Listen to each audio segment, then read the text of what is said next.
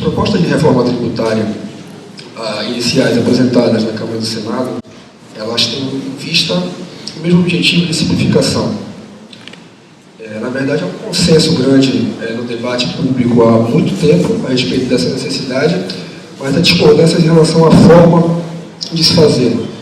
E a PEC 45, ela resulta do trabalho do CECIF, que, por sua vez, é fruto de muita discussão, muito debate ao longo do tempo. O debate sobre unificação de impostos, na verdade, ele existe desde antes da Constituinte, foi muito tratado na Constituinte. Houve tentativas posteriores de reforma, tanto para o governo Lula quanto para o governo Fernando Henrique, que fracassaram em virtude da incapacidade das propostas da época de lidarem com as dificuldades federativas. E há uns 3 ou 4 anos, pelo menos, que o CECIF tem um papel fundamental nesse debate, além das propostas apresentadas pela Fundação Getúlio Vargas, pelo deputado Raul também. A do CECIF foi apresentada agora pelo deputado Baleia Rossi, e é aqui que se encontra com maior espaço no debate público, com maior aceitação diante do Congresso, diante dos próprios segmentos produtivos, mas ainda enfrentam uma série de dificuldades que a gente vai tratar lá na frente.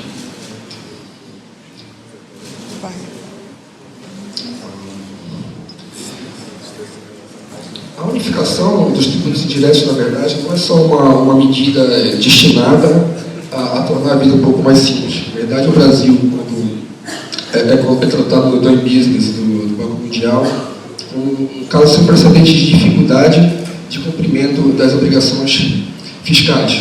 Uma empresa média levaria 1.920 horas, enquanto o segundo lugar levaria pouco mais de 1.000 horas, e a média dos países envolvidos se levaria 200 horas para fazer compliance. E o fato de se permitir a concorrência fiscal em virtude da tributação na origem gera um cenário extremamente ineficiente de alocação de investimentos. O setor produtivo deixa de tomar uma decisão acerca de onde deve se iniciar uma atividade, ainda que seja um local economicamente mais adequado, em virtude de regras tributárias que distorcem essa alocação de investimentos. E essa guerra fiscal também leva a tensões federativas, a guerra fiscal aqui é muito mais conhecida em qualquer outro lugar, e também no momento da limitação do que integra a base de cálculo efetivamente do ICMS e do ISS. E além dessa perda de competitividade e das tensões federativas, existe também um problema decorrente da falta de transparência. Ninguém sabe exatamente quando paga ao consumo aqui, mesmo quando há algum software relacionado a prestar essa informação na nota fiscal, porque existe uma lei que determinou se fosse feito. Isso acaba sendo muito na base do chute, porque é muito difícil realmente se fazer essa apuração. E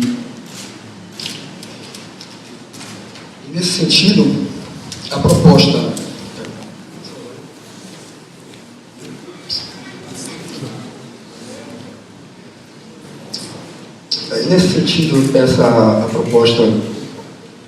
a proposta apresentada na PEC 45, ela representa uma grande evolução, porque ela vai tornar essa proporção da arrecadação que se dá sobre o consumo muito mais visível. Isso gera uma oportunidade, que era o que eu queria dar destaque aqui na apresentação. Eu vou fazer um resumo bem simples do que é a proposta da Câmara. A proposta da Câmara, que é que se encontra com maior aprovação, com maior chance de sucesso. A proposta do Senado Federal, a proposta apresentada pelo deputado Raul, ela é um pouco mais ampla. E a proposta do CECIF é a criação de um IVA, um Imposto sobre o Valor Agregado, chamado de IBS, com uma base de incidência ampla, que é uma grande modificação até de paradigma para quem veio do direito tributário, aquela ideia de incidência restrita, específica. A regra agora é o contrário, incide sobre tudo. Não vai mais haver tanta discussão relacionada à tipicidade nesse sentido, onde vai significar o PIS, o COFINS, e o IPI federais, o ICMS estadual, e o ISS municipal. A cobrança vai se dar no destino, que é algo absolutamente central no debate, porque só o Brasil faz essa tributação na origem, que gera todas essas situações que nós temos, que são uma peculiaridade realmente do sistema tributário brasileiro, e é necessário que se garanta de uma forma ampla o efetivo ressarcimento dos créditos pagos nas etapas anteriores, tanto para fins de desoneração de investimentos, quanto para você ter perdas de eficiência maiores ao longo da cadeia. E, novamente, assim como nas outras também, vai haver desoneração de investimentos de exportações, uma desoneração mais eficiente. Você sabe que da grande problemática que ocorre na apuração de créditos por exportadores de ICMS. E um ponto também presente, tanto nas discussões na Câmara, quanto no Senado, quanto na proposta dos Estados apresentada agora, é a unificação das alíquotas, o tratamento de todos os produtos, sem isenções para os Estados, colocou-se apenas na Zona Franca, mas, de modo geral, sem nenhum tratamento relacionado à seletividade ou alíquota diferente, com uma alegação de que seria o mais eficiente no sistema tributário. Então, apesar de ser para o contribuinte um único imposto, ele, na verdade, seria dividido em diversos impostos, com alíquotas e vinculações presentes hoje, como saúde e educação, todas garantidas, e uma fixação de alíquotas de full para os estados e municípios, com base no que se arrecada hoje nacionalmente a título de ICMS e de ISS. A contribuição, quando ocorresse, quando fosse pago o valor do contribuinte, esse valor ia para uma conta centralizadora, e depois, através de sistemas automatizados, seria distribuído para os entes. Uma peculiaridade também de que, quando fosse um ente exportador, esse valor não iria automaticamente para os entes, seria instituído algum mecanismo para a proteção desse crédito que seria eventualmente restituído. A gestão desse fundo seria através de um comitê gestor. O comitê gestor não está no texto da PEC, isso tem sido objeto das últimas discussões na Comissão de Reforma Tributária, e esse comitê gestor ele teria uma formação em pé de igualdade entre a União, Estados e municípios. E é importante destacar também, quanto à questão da autonomia federativa, que a despeito de o IVA, do IBS, ser um tributo nacional, os estados e municípios continuariam tendo liberdade para fixar essas alíquotas a partir do patamar mínimo. Um exemplo de uma alíquota de 27%, por exemplo, de IVA, os estados teriam uma alíquota mínima, digamos, de 13% e 14%, e a partir daí poderiam aumentar seus percentuais também, assim como os municípios poderiam.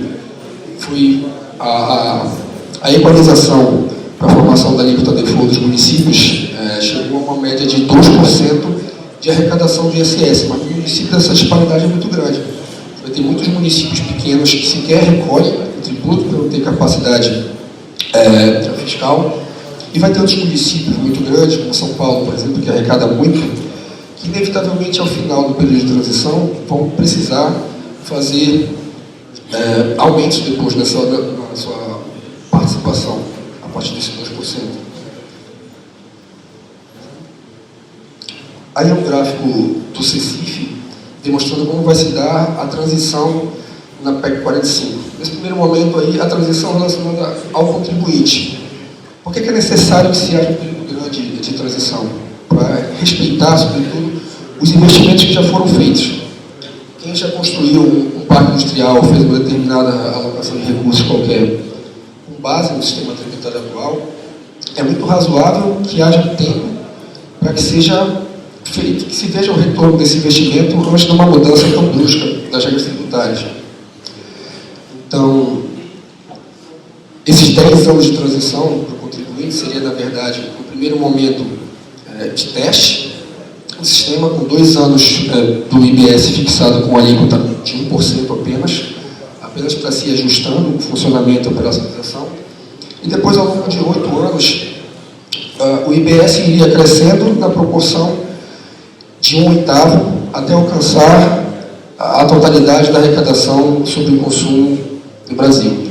E, naturalmente, os demais impostos, PIS por FINS, IPI, ICMS e ISS, iriam diminuindo na mesma proporção, de 1/8 ao ano. E essa transição dos contribuintes seria de apenas 10 anos, mas diante das dificuldades anteriores alcançadas em se aprovar reformas tributárias, que decorreram muito mais de dificuldades federativas, foi fixado um prazo extremamente amplo para que efetivamente se chegue à distribuição final de recursos conforme se visa obter com a nova regra. Durante os primeiros 20 anos, o nível de arrecadação atual ficaria garantido com uma reposição relacionada ao fator inflacionário, e apenas o que houvesse de tributação que fosse acima desse percentual já garantido com a inflação é que seria distribuído com base nos novos princípios de tributação sobre destino.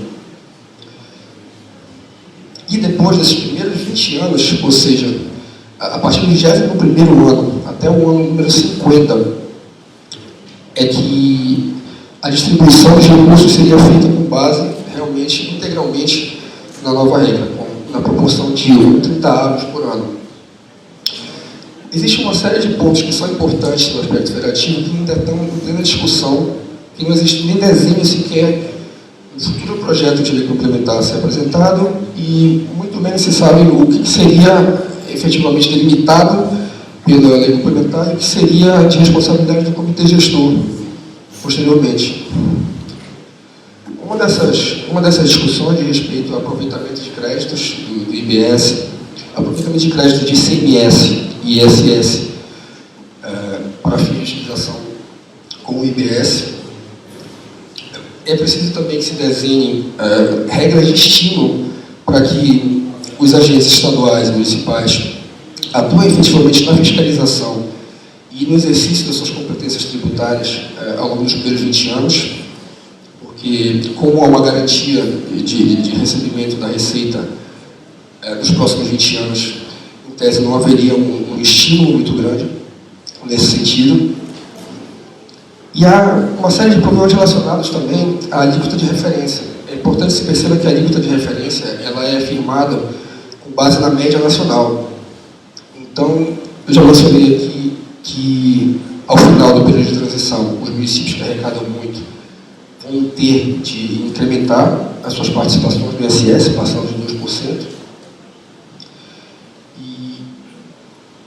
E além também dessas dificuldades que levam à percepção de que a alíquota do IBS pode ser significativamente maior do que as primeiras expectativas,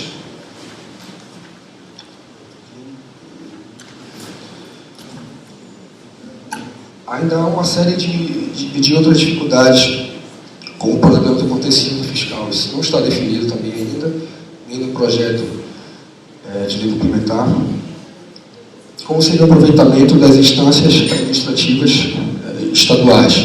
Pensa-se hoje que seria aproveitado como primeira instância o que já existe nos tribunais administrativos estaduais, e haveria uma última instância centralizadora, talvez já com uma distribuição paritária dos membros a partir da segunda instância, mas de qualquer forma haveria uma última instância federal.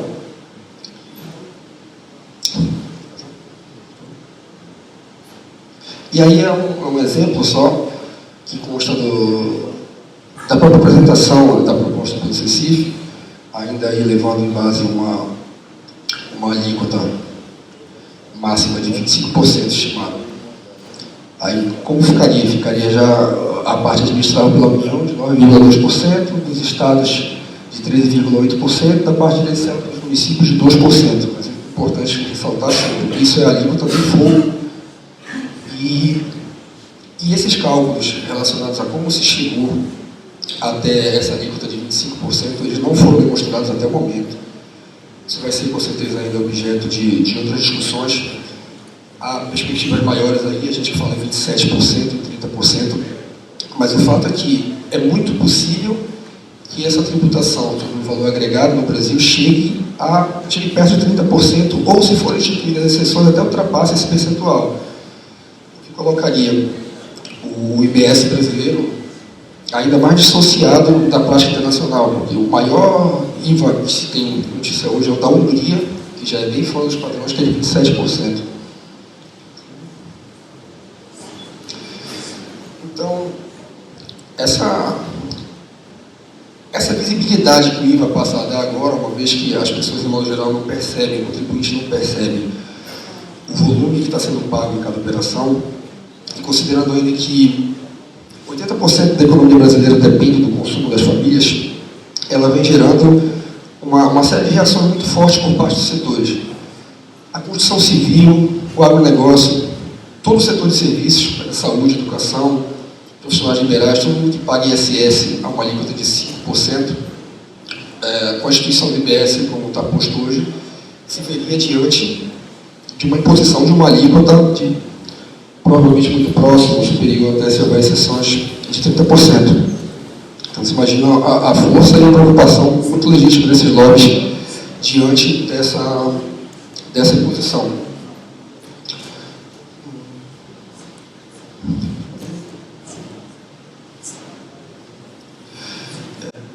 Isso coloca uma oportunidade ímpar diante do fato de que nunca foi aprovado no Brasil, desde a redemocratização, nenhuma medida tributária minimamente progressiva que fosse significativa. Todas as tentativas que já foram feitas nesse sentido ou fracassaram, tentativas grandes. No governo Lula, por exemplo, foi feita uma tentativa grande, mas sem devido empenho, e fracassou. Mas o fato é que só medidas que acabem por acarretar uma incidência maior do sistema tributário mais embaixo é que foram aprovadas. Em 88, nas vésperas de entrar em vigor a Constituição, foi aprovada uma lei por votação simbólica que reduziu a alíquota máxima do imposto de renda de 50% para 25%. Em 95, 96, uma série de outras medidas também foram aprovadas sem grande dificuldade, como a instituição da isenção dos dividendos,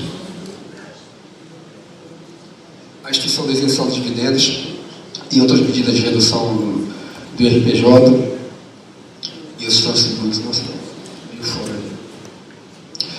Então, pesquisas relacionadas por parte da ciência política, com Benjamin de Rueda acerca de países da CDE e Jorge Castaneda sobre os países da América Latina, mostram que isso não é uma dificuldade do Brasil. Essa dificuldade em se incrementar a arrecadação de alguma forma via tributos diretos sobre a renda ou patrimônio, ela é generalizada. Isso que gerou uma grande corrida entre os países, sobretudo os países não desenvolvidos, chamam de race to the bottom, para reduzir a tributação sobre o capital, reduzir a tributação sobre as empresas e aumentar cada vez mais a participação da arrecadação sobre o consumo. E o problema muito grave da economia brasileira, possível dizer sem grandes problemas, que é o problema central, é justamente a falta de demanda. A demanda é muito pouco aproveitada em virtude justamente dessa disposição da renda ao longo dos diferentes estratos. Todo mundo sabe disso, que a desigualdade brasileira é muito grande, mas quando se olha no Gini, ela é grande, mas ainda tem alguém pior. 7 países africanos e mais 2 outros países pior que nós. Mas quando se observa essa distribuição nos extremos, se vê que os 50% de baixo, a metade de baixo da população vive com uma renda per capita abaixo de R$800 por mês. Vive um quarto, vive com uma renda de abaixo de R$400. Isso não é um problema apenas de justiça, é um problema apenas social, que não tem implicações sobre eficiência econômica. Isso é um problema de eficiência econômica muito grave, na verdade. É muito bem demonstrado que países mais desiguais tendem a crescer menos, e esse crescimento menor tende a ser também na medida do quanto essa desigualdade é mais relacionada com a falta de oportunidade. No caso brasileiro, ela é altamente correlacionada com a ausência de oportunidade.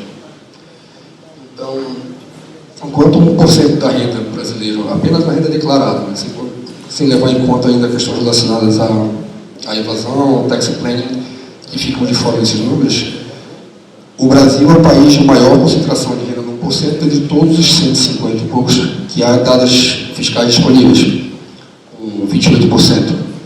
E na metade de baixo, essa população que vive até R$800, os 50% vivem, essa metade de baixo toda leva 12 a 13% do bolo total da renda.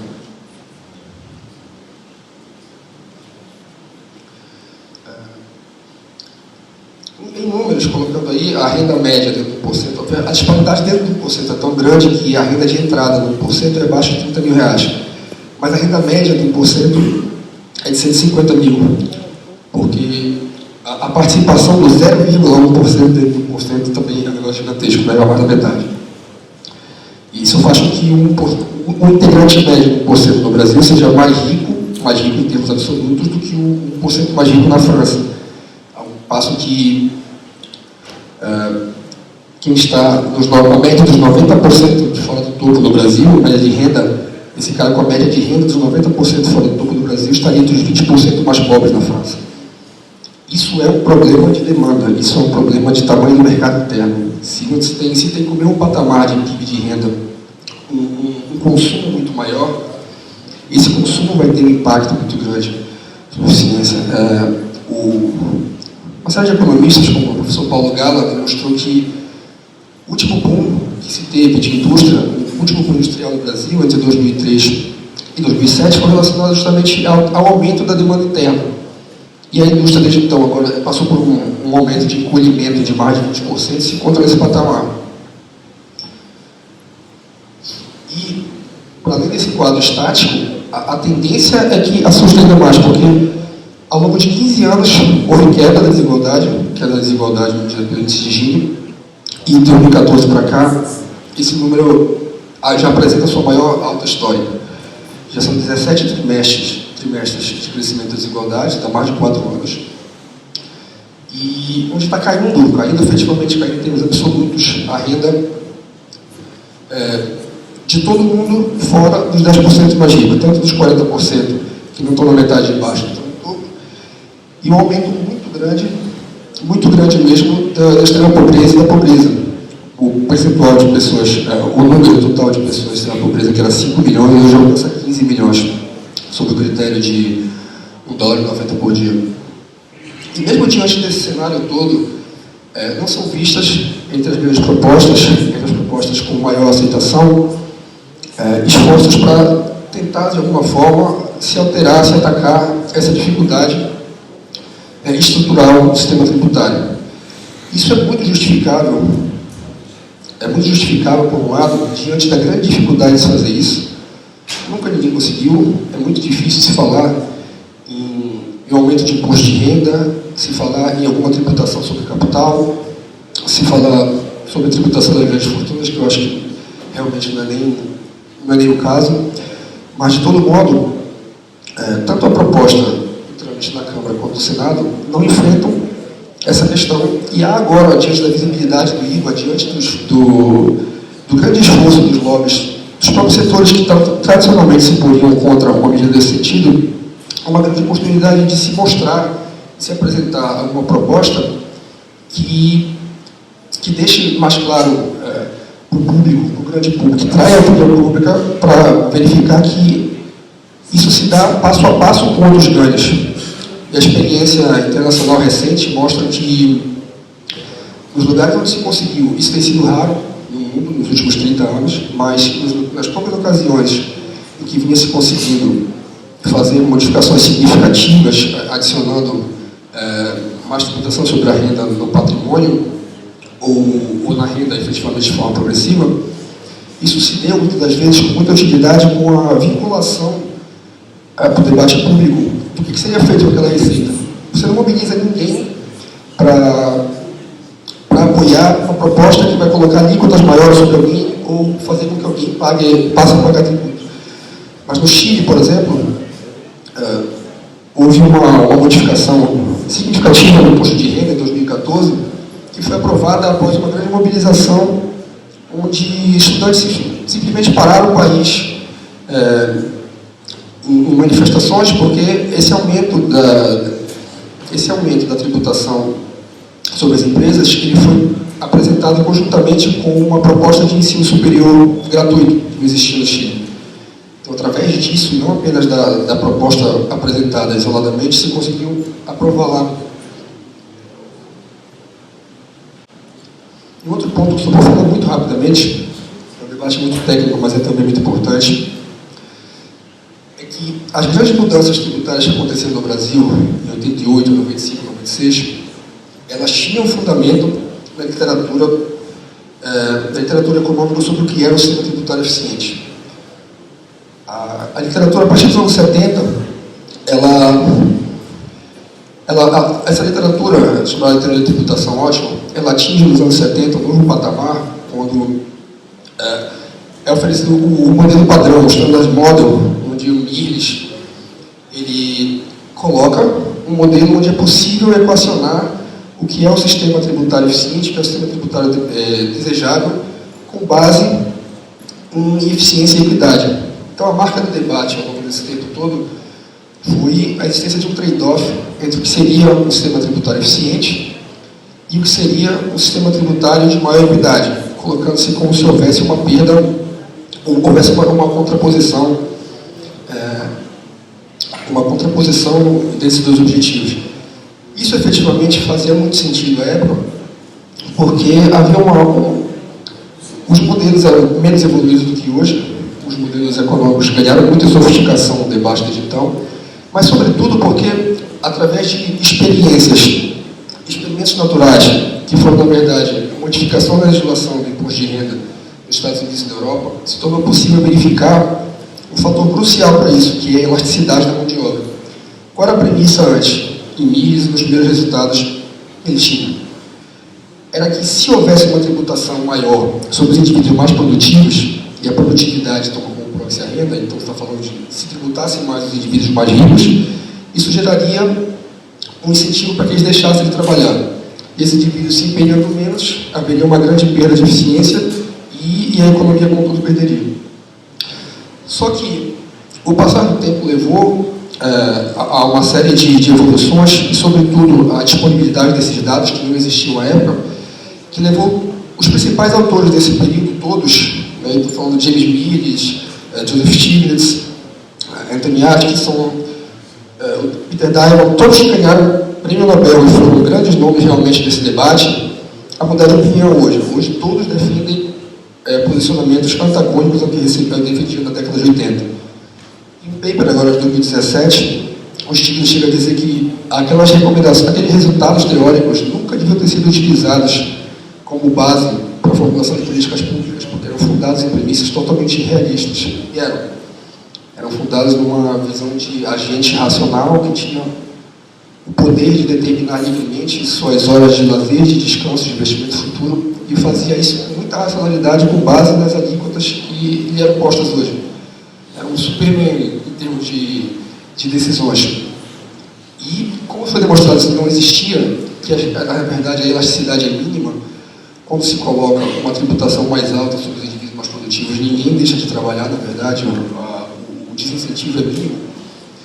Todos esses autores mudaram de opinião, e também as grandes entidades, isso que é o mais interessante, as grandes entidades que apoiaram pelo mundo todo a implementação desses novos regimes fiscais na década de 80 e 90, como o FMI, como o Banco Mundial, hoje apresentam também recomendações em sentido contrário.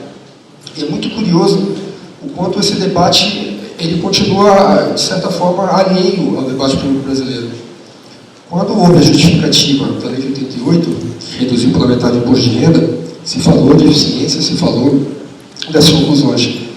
Quando houve também a isenção dos dividendos, em 95, que isentou completamente os ganhos recebidos a título de lucro por titulares de pessoas jurídicas, também novamente foi altamente mobilizado as conclusões dos anos 80. Mas hoje, no entanto, esse debate se encontra... o debate brasileiro se encontra muito alheio a esse debate internacional. Um exemplo disso, dos resultados de hoje, as alíquotas marginais máximas de tributação sobre a renda são extremamente extremamente mais altas do que as praticadas no mundo e do que as que se existiam na época. Na época, as conclusões eram de que a tributação sobre a renda ideal sobre os indivíduos mais ricos era igual a zero. Zero, zero, zero, e com uma tributação flat ao longo da maior parte da distribuição. Então, se tributava nada embaixo, tributava flat ao longo de 80% da população, e os indivíduos muito ricos realmente arrecadavam zero. E a mesma conclusão do Teorema Atkinson-Stiglitz é sobre o capital. Rendimentos sobre o capital também deviam ser tributados sob alíquota zero. E hoje, os mesmos autores chegam a recomendações de alíquotas tributárias ótimas, do que é um sistema tributário eficiente, que chegam a 80%, a 70%, pelos mesmos trabalhos, pelos mesmos autores dos trabalhos antigos. E aí, vou falar rapidamente das recomendações do FMI e do Banco Mundial. Do FMI, de um modo mais geral, tem sido um grande defensor de políticas tributárias mais progressivas nos seus relatórios. Menciono aí rapidamente duas versões do Fiscal Monitor. O Fiscal Monitor ele é a publicação mais influente do FMI, é bianual, ele ocorre uma no primeiro semestre e no segundo. O Tax and Times, de 2013, onde ele traz recomendações globais sobre o que seria um sistema tributário mais eficiente que devia ser buscado nos países. Ele mostra que já havia uma tendência a incremento da arrecadação da tributação sobre a renda, que reverte uma tendência que existia até 2008, e que esse aumento se dava, na verdade, com base no aumento de alíquotas marginais máximas e na tributação sobre o capital. E em 2017, o segundo relatório do FMI, que é o Technical Policy, ele cita muito a literatura da tributação ótima e mostra, e diz com todas as letras que, diante do que se sabe hoje acerca da elasticidade da mão de obra dos indivíduos mais ricos, que aquelas velhas suposições, aquelas antigas conclusões de quem defende que seria improdutivo, de que seria ineficiente se fazer uma tributação menos regressiva, que ela não se sustenta hoje com base em dado empírico nenhum, acho. E também se relata o Technical Policy também entra nessa questão da dificuldade de implementação dessas regras em virtude da força dos interesses locais envolvidos, que aumenta quanto mais desigualdade. Então, essas dificuldades no Brasil não são nossas, não são apenas nossas. A diferença é que aqui a dimensão que a coisa tomou é outra. O sistema tributário brasileiro ele atua de uma forma mais pesada do que qualquer outro para aumentar esses problemas de demanda, para aumentar uma alocação muito ruim da renda, e as dificuldades também de se passar alguma medida que enfrente isso são maiores. Esse é um slide do próprio Banco Mundial recomendando o que seria o sistema tributário eficiente no Brasil.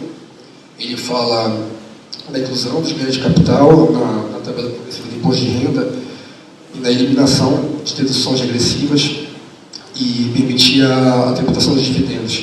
Defende aí a aplicação do sistema dual. Nesse estudo de 2018, o Banco Mundial ele prometeu, inclusive, apresentar no início de 2019 um estudo mais detalhado para o Brasil e apresentou um verdadeiro pedido, um verdadeiro clamor pela oferta de dados fiscais. O grande problema que se tem para se estimar efetivamente impactos de mudança no sistema tributário brasileiro é o fato de que a Receita Federal brasileira não oferta os dados anonimizados. Diferente dos Estados Unidos, diferente dos países da Europa, diferente de muitos países, na verdade, cada vez mais, como não se oferta os dados fiscais anonimizados, que seria oferecer os dados do mundo, mas sem identificar como fica muito mais difícil se estimar efetivamente qual seria a reação dos contribuintes a essas mudanças. Então, todas as mudanças que vocês veem no debate hoje, seja sobre novas alíquotas na tributação indireta, seja sobre novas propostas na tributação direta, como foi a da UFIP, como foi a outra proposta do bloco de minoria, ou o que vier a aparecer em termos de estimativa do IVA, são feitas com base simplesmente em colocação de alíquotas sobre dados de receitas que já existem, ou seja, a gente não tem como calcular efetivamente o quanto isso vai ter resultado de eficiência para cima, para baixo, não tem como se fazer nada disso. Então, o fato é que o Banco Mundial apresentou esse estudo em 2018, também sugerindo as mesmas medidas, de modo geral, que o FMI apresentaria, e não foi adiante depois na sua proposta, ele supostamente iria detalhar mais isso. Aqui, os dados que o colega Jorge Alex até mencionou agora há pouco, da tributação, da carga tributária sobre bens e serviços do Brasil, que é aquele dado do lado esquerdo, onde a nossa arrecadação é realmente desproporcional sobre os serviços, sobre bens e serviços, e aqui do lado direito é a carga tributária total sobre a renda, o lucro e o ganho de capital no Brasil. Que aqui fica também, como vocês viram, o Brasil ali embaixo, o verdinho, nós tributamos muito pouco mesmo ainda aqui no Brasil. Em virtude muito fortemente daquela isenção, mas também de alíquotas pouco progressivas, uma alíquota marginal baixa, marginal máxima muito baixa em termos comparados, que é 27,5%, que trata todo mundo igual a partir de 5 mil e poucos reais. Até quem recebe 1 milhão por mês, fica todo mundo com o mesmo tratamento.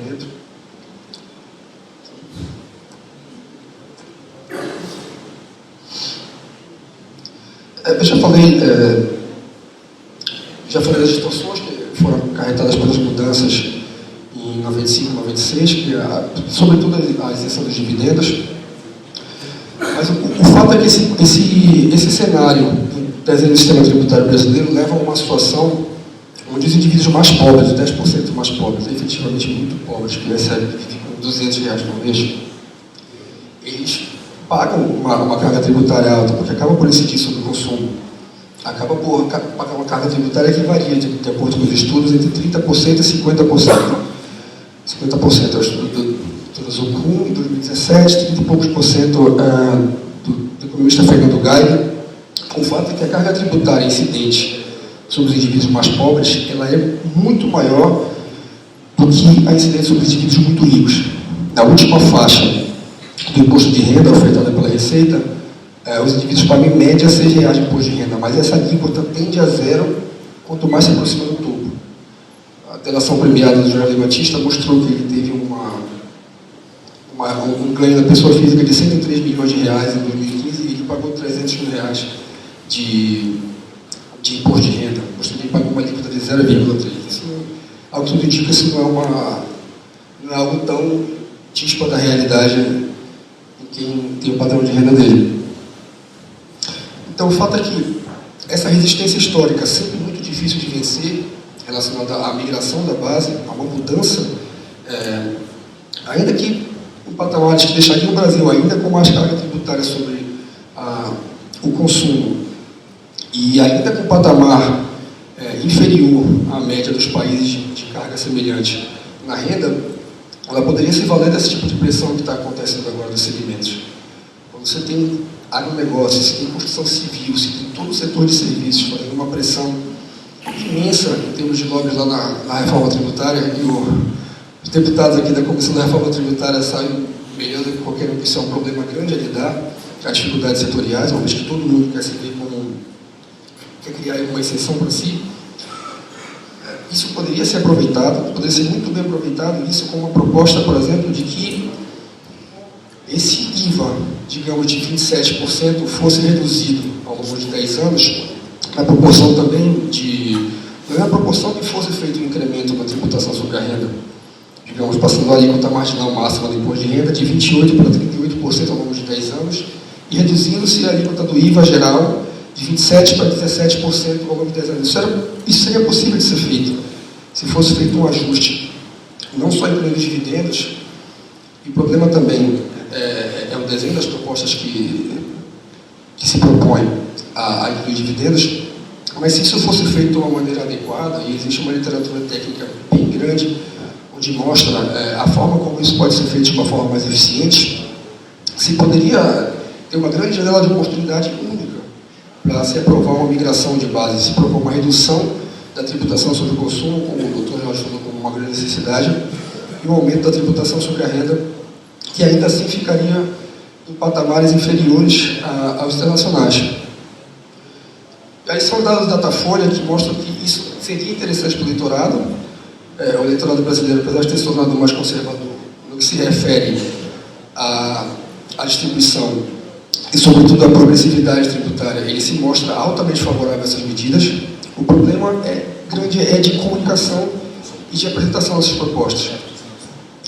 Como não são apresentadas para o público enquanto propostas casadas com os ganhos que viriam obter, ela não tem um apoio que seria necessário para se ir diante das forças que vão contra uma mudança progressiva.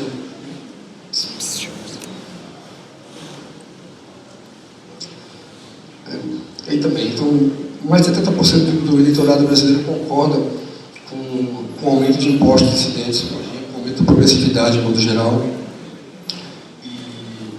E isso é muito relevante para o debate. Se há alguma medida que aumenta a regressividade e não há um aumento do apoio público nesse sentido, em tese deveria ser relacionado ao aumento de eficiência. E hoje, muito pelo contrário, o conhecimento sobre o sistema tributário deficiente vai no sentido oposto disso. E aí, finalizando apenas, aí o caso do Chile, que eu já havia mencionado, onde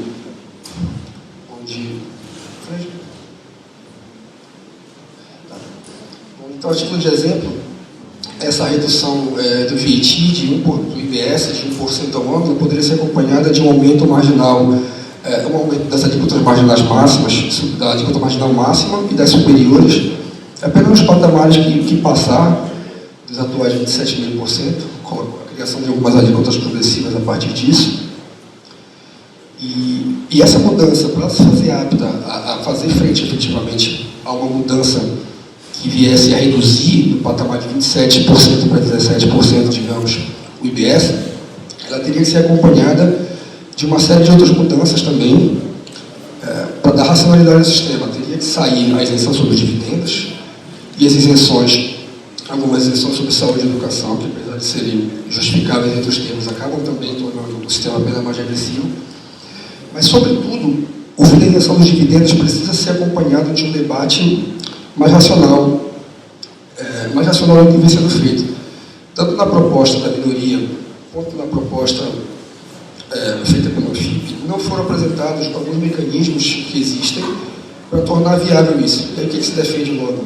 Com muita razão. Simplesmente jogar os dividendos na tabela progressiva, e na tabela progressiva muito forte, na FIP é uma tabela progressiva de 40%, isso iria levar o empresariado brasileiro a uma carga incidente sem precedentes também.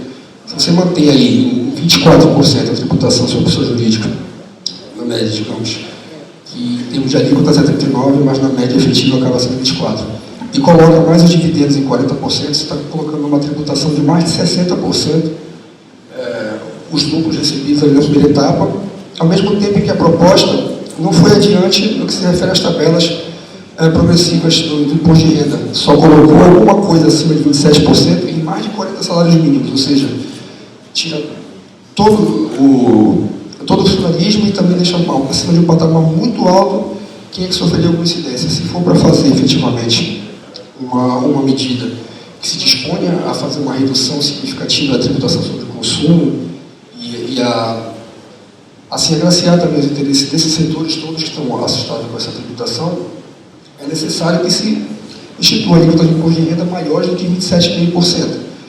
E que essas alíquotas vão crescendo até alguma coisa próxima do patamar, efetivamente, dos países envolvidos, que é esses 38%. Então, essa proposta apresenta realmente apresentaria uma solução para diversos problemas de uma só vez. E o Sérgio Gobetti, economista que atua nisso, ele colocou uma outra versão muito interessante, feita de cálculos também, que sujeitaria a uma alíquota de 20% da pessoa física e 20% da pessoa jurídica, ou seja, uma alíquota fixa de 20% sobre os dividendos. E com isso, ainda assim, o Brasil ficaria com a receita final de 36%. Isso não é somado. Acho que o lucro da PJ é esses 20%, então vai 80% para o segundo cálculo. E aí, quando é 80% mais 20%, diminui 16%, e acabou ficando uma alíquota de 36%, e ainda é uma alíquota nominal mais baixa do que a dos demais países de patamar de carga semelhante à nossa, que é de 33%. Então, é preciso que o debate brasileiro seja colocado em termos mais aproximados da literatura. O que se vê hoje ainda é uma repetição muito grande no debate de conclusões dos anos 80, que hoje não são defendidas mais nem pelos seus próprios autores, como que seria ineficiente tributar no capital, ou que não se deve tributar os indivíduos mais produtivos, que progressividade não deve ser um problema do sistema a ser enfrentado pelo sistema tributário. E se fossem apresentadas também essas propostas um pouco mais racionais em termos econômicos para se fazer isso, nesse momento em que há um grande apoio, uma possibilidade de grande apoio do empresariado, poderia ser uma oportunidade única para se enfrentar um problema histórico no Brasil que só vem se agravando, que é o problema realmente da distribuição de renda e da eficiência.